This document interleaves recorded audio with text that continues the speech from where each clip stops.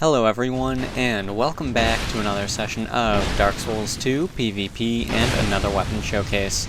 This time I am using the Iron King hammer, which you get by trading the soul of the old Iron King. Now this weapon, I honestly didn't expect to have as much fun with it as I did. It just, when I was playing around with the moveset out in the air, it seemed to be a little bit bland and boring, aside from its R2s of course with that fiery explosion. But when I actually was using this thing in combat, it was a lot of fun. It has the ability to aim its attacks after you swing, so after you press the R1 or the R2 you can aim your attacks with the left control stick, with the analog stick, with the thumbstick, whatever you want to call it, you know what I'm talking about. You can move them with that. So that really makes it very useful, and makes this weapon a lot of fun to use in PvP. But getting started with the weapon itself, the Iron King hammer, it requires 50 strength and 18 dexterity in order to wield. It has a C scaling in strength and a D in dexterity, and it also has a C scaling in fire. Now, for those of you who are familiar with my build, I will have a link down in the description for those who aren't. You know that I don't have any intelligence, so I'm completely ignoring one of the scalings that this weapon has. I've got no benefit at all from that scaling, and even still, I have an attack rating of 568.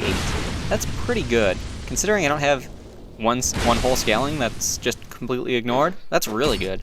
And that's actually Withering of Blades +2 on, so that's something to keep in mind.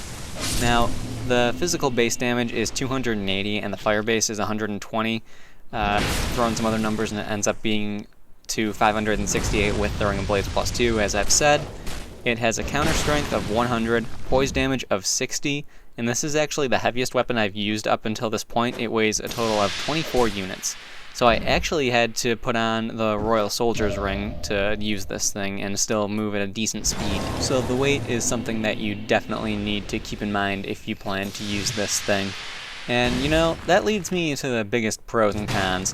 Now the biggest pro of the weapon, I would definitely have to say, is the fact that you can aim its attacks after you've pressed R1. Now I was complaining about that when I was using the Pursuer's Ultra Greatsword, and that's because its attacks, they're just a straight down chop, like sort of like that, but faster. Now with this, its R1s, when two-handed, they swing horizontally. So the fact that you can aim after you do that makes it very easy to catch an opponent off guard. And if they're trying to roll around you, they really don't have much of a chance unless they're out of your reach. Now that being said, the biggest con of this weapon, I would have to say, is not the fact that it requires 50 strength or weighs 24 units. Both of those are significant cons. But I would have to say that the biggest con would be the fact that it has such short reach. In a fight later on, you'll see me fighting against someone who's using a large club, I believe it is, and you can really see the difference in the reach for yourself then, because they're both weapons of the same class, but the reach difference, the length of the weapon, it's just completely different.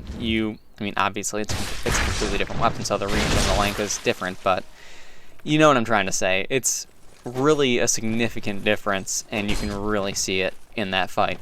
So, being able to trade hits with your opponent really is not always possible because of the short reach of this weapon.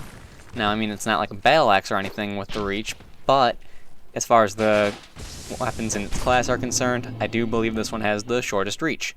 Right here, this is the fight I was talking about, so I also had a really hard time in this fight. I was just not doing good at all.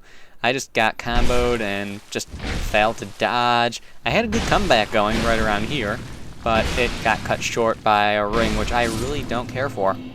So, you know, it is what it is, but whatever. So, overall, this is a fun weapon. I really did enjoy using this thing a lot. Some other things about the weapon that I feel are worth mentioning: you can use 6 of its R2s before the weapon will break, unless you're wearing a bracing knuckle ring, of course, and then I believe it's 10. And that seems to be pretty much like a standard thing, 6 R2s before it breaks, right there. You managed to get out of the way of my hammer itself, but not the fire. So that's pretty cool. It's nice being able to kill someone with the AoE fire from the weapon. Really though, overall, this weapon is pretty straightforward, and I am a bit scared to see how much damage it would really do if I had taken advantage of that C scaling and fire. Because as I said in the beginning of the video, guys, I'm only using a strength dex quality build. I don't have any way to take advantage of that fire scaling. and I have an attack rating this high and I'm doing this good damage. Bit scary to think of. So that's something you should keep in mind if you do plan on using it. You don't necessarily need the fire scaling to be something you take advantage of for it to be a viable weapon for you to use. So that's interesting, and really goes to show that scaling probably doesn't really mean too much from what we can see so far. I mean, I've noticed it myself that scaling doesn't really mean too much with the weapons in this game, as far as, you know, comparing them to previous games. But anyway, I'm getting a bit distracted. This is the last fight. Very fitting weapon for the guy right here. Just check out his name. Anyway, as I said, last fight. Hope you guys enjoyed the video, found it helpful in one way or another, and I will see you guys next time.